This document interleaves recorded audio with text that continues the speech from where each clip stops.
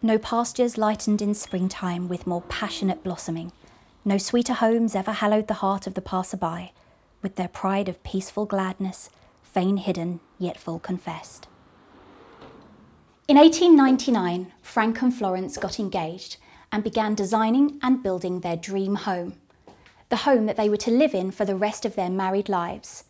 This is the story of how Little Holland House began.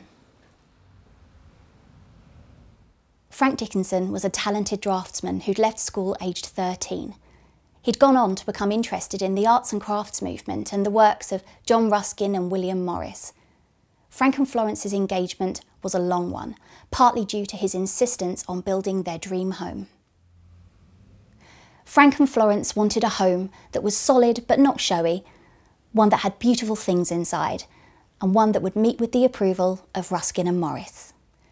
John Ruskin had spent some of his childhood in the area and had often written about how beautiful Carshalton was, so it was a natural choice for where Frank and Florence should settle. The arts and crafts movement was in opposition to mass production and industrialisation. It was interested in a return to nature, a return to traditional techniques, and individual creativity. Construction of the house and its interiors was a continuous labour of love for Frank and Florence that ran for nearly 60 years. The result is that almost everything in the house was made by one of them. Their honeymoon was spent in the house sanding and varnishing.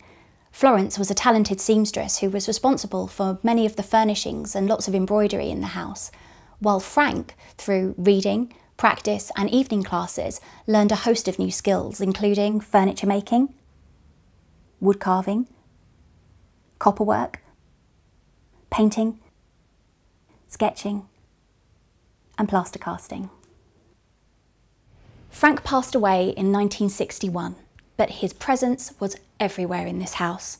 It must have been really difficult for Florence to leave, but she did leave in 1972 when the house was bought by Sutton Council, and the house was opened to the public in 1974, and it remains open today so that everyone can enjoy Frank and Florence's work.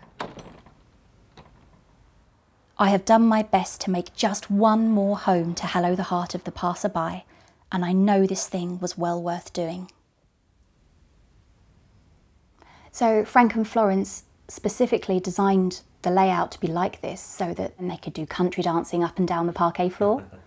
You can imagine a good party happening in here. Absolutely.